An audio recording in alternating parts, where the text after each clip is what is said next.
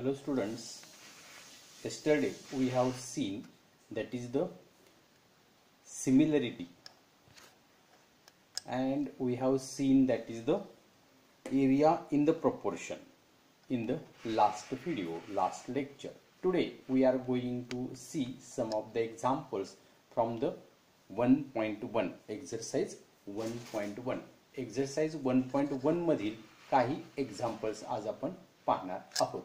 Okay, तर example 1.1 मध्ये आता कालच्या लेक्चरला आपण काय पाहिलं, तर त्या लेक्चरमध्ये आपण पाहिलं होतं की if the base and heights unequal then area of those triangles in proportion base into height divided by base into height means b1 into h1 divided by b2 into h2 असं आपण मागच्या लेक्चरला पाहिलं होतं. आठवते का बघा. जर आणि त्या पुढे पाहिलं होतं base if base are equal then the areas the ratio of their areas that is the h1 by h2 and height जर इक्वल असतील तर b1 बाय b2 हे आपण पाहिलं. आता एक एक एक एक आपण एक्झाम्पल्स याच्यावर घेत जाऊ. लक्षात घ्या. तर आता लक्ष द्या आणि समजते तेवढं समजत असेल तर आम्हाला, समजत काय नसेल तर फोन करून विचारा, समजत असेल तरी सुद्धा काय मी एक्झाम्पल्स देत असेल ती माघारी टाकत जा. तर बघा, base of a triangle is 9. आता बेस तुम्हाला दिलाय, एका ट्रायंगलचा बेस दिलाय 9, दुसऱ्या ट्रायंगलचा दिलाय बेस 5, हाईट दुसऱ्या ट्रायंगल त्याच ट्रायंगलची दिली हाईट 5, त्या ट्रायंगलचा बेस 9 आणि height 5. The base of another triangle is 10 and height is 6. Find the ratio of there triangles. आता ट्रायंगल माहित नाही कुठले आहेत ते, आपण ट्रायंगल एरिया सपोज लेट काय ते सपोज करायचं. Let suppose triangle ABC and triangle PQR. काहीतरी आपण दोन नाव आपण आपल्याला सपोज करूया. ABC अँड PQR असं काहीतरी दोन ट्रायंगल सपोज केली. ओके, आता लक्ष द्या. आता मी काय म्हणतोय, पहिल्या ट्रायंगलचा आता ABC आहे, त्याचा ट्रायंगलचा हा बेस आहे, हा त्याला आपण B1 म्हणू, B1 कन्सिडर करू 9 and height means h1 consider करू, h1 कन्सिडर करू.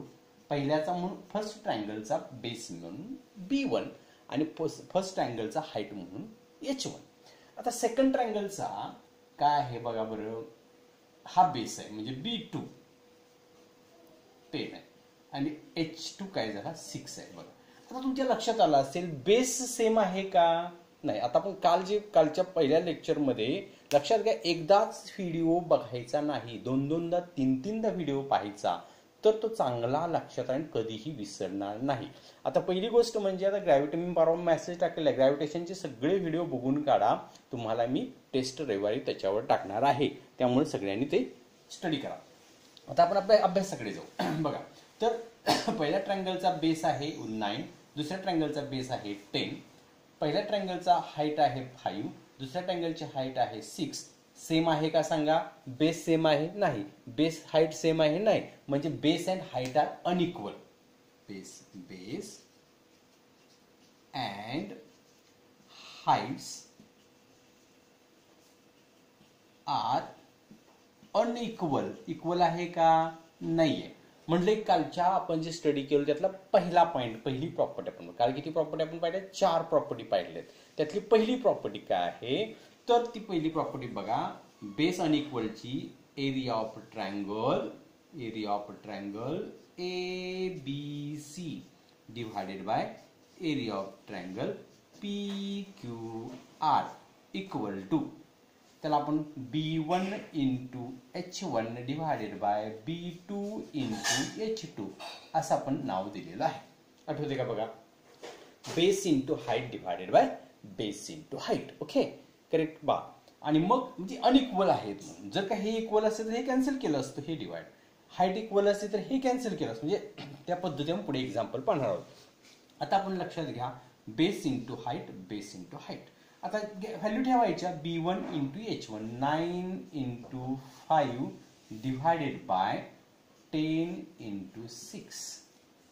आन्सर काय मिळेल पहा, इथं 45, 9 5 45 झालं आणि 10 6 60 झालं.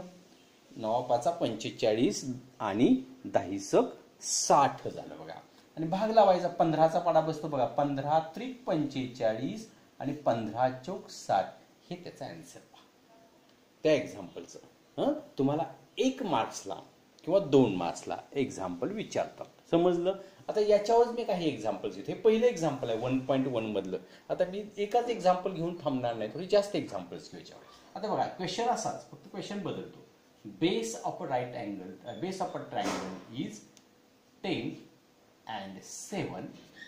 Okay, आणि another base of another triangle is 20 and 40. असं आपण काय केलं तर त्याच्या बेस आणि हाईट चेंज करत गेलो. क्वेश्चन समजला. चेंज काय केलं, बेस आणि हाईट फक्त आपण चेंज केलो, बाकी काही चेंज केलेलं नाहीये, लक्षात घ्या.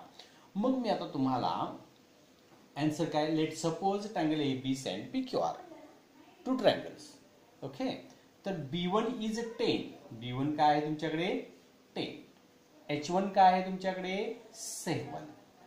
B2 काय तुमच्याकडे 20 अँड H2 काय आहे तुमच्याकडे 14. ओके, आणि मग हे जेव्हा तुम्ही याच्यात पुन्हा हा फॉर्म्युला असा, basis and heights are unequal, so area of triangle ABC divided by area of triangle PQR, B1 into H1 divided by B2 into H2. Value फक्त पुट आउट करायच्या वेगळ्या आणि ते आन्सर आपण फाइंड करायचं आहे. लक्षात घ्या, व्हॅल्यू फक्त आपल्या वेगळ्या असणार आहेत आणि ते आपण आन्सर फाइंड करणार आहे. इथे व्हॅल्यू फक्त पुट आउट करायच्या असणार वेगळ्या. ते येणार किती, 10 into 7 divided by 20 into 14. आता जर का तुम्हाला जर मोठा गुणाकार करून भाग लावायला जमत नसेल तर इथंच आपण भाग लावू शकतो. 10 1 जार 10 2 जार, 7 1 जार 7 2 जार, means 1/4. That is the 1/4 answer. समजते का बघा, हे तुमचं आन्सर. थर्ड आपण बघा question, base of a triangle is 8 and 10 and another triangle that is the 16 and 5. Find their ratio. असा क्वेश्चन मी तुम्हाला थर्ड क्वेश्चन सांगितला. तर त्याचा आन्सर कसं होईल पहा. फक्त एवढाच चेंज होणार आहे, बाकी काही चेंज होणार नाहीये. ओके, तर B1 काय मिळाला 8, H1 काय 10, B1 is 60, B2 is 16 and H2 is 5. Therefore B1 into H1 divided by B2 into H2. That is the 8 into 10 divided by 16 into 5. आता जर तुम्हाला जर का 80 इथं बघा, इथं कसं होईल 10 88 16 85 असं जरी केलं तरी चालेल, किंवा असा भाग लावला तरी चालेल. बघा 10 into 8 80, 60 into 5 80, 80 divided by 80, that is the 1/1. It is the answer. Okay, हा झाला तुमचा थर्ड क्वेश्चन. आलं का लक्षात. हा कितवा क्वेश्चन झाला, थर्ड क्वेश्चन. फोर्थ क्वेश्चन काय होतं बघा. फोर्थ क्वेश्चन इथे मी चेंज करतो. 2.5 बेस आहे आणि हाईट आहे 1.5. अनदर ट्रायंगलची बेस आहे 5 अँड हाईट आहे 3.5. असं आपण बघूया. आता इथं आपण B1 H1 B2 H2 2.5 1.5 हे 5 आणि हे 3.5 अशा प्रकारे असणार आहे. लक्षात आलं. ओके,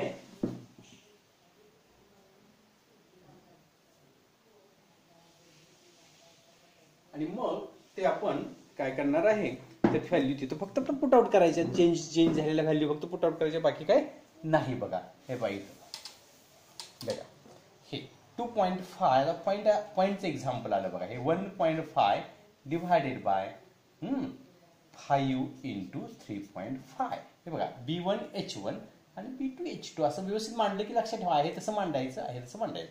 आता इथं पॉईंट्स आले, काय करायचं सांगतो तुम्हाला. इथं पॉईंट आहे एक आहे, इथे एक पॉईंट आहे, इथे एकच आहे.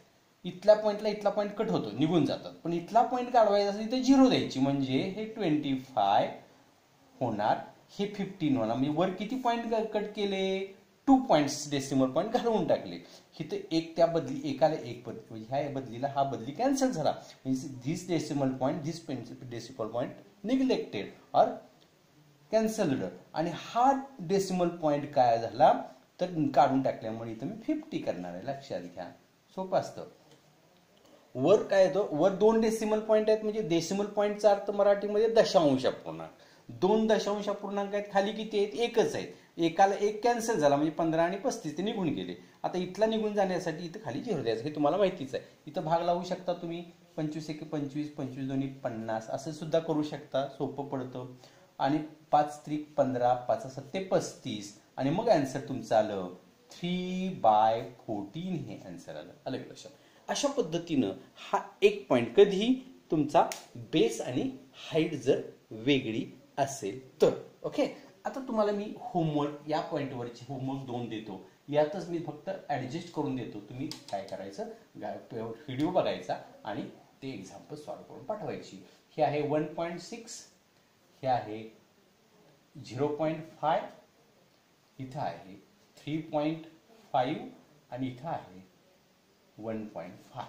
एवढं तुम्ही काय करायचं, काय भाग लावून मला, किंवा इथं 3.2 हे एक होमवर्क झालं. आणि एक होमवर्क असंच मी तुम्ही काय करायचं, कॉपी करायचं, आन्सर काढायचं आणि व्हॉट्सअपला आपल्या टाकायचं नेहमीप्रमाणे. नंतर पुढे पहा पुढचं होमवर्क नेक्स्ट होमवर्क 6.4 3.1 इथं आहे 3.2 1. हे 3.1 आहे बरं का, हे 3.1 आहे आणि हे 1.7. एवढंच याचा आन्सर आहे. आणि हे एक्झाम्पल्स 2 सॉल्व्ह करून मला तुम्ही काय करायची, पाठवायची. मग पुढच्या लेक्चरला आपण राहिला भाग पाहू.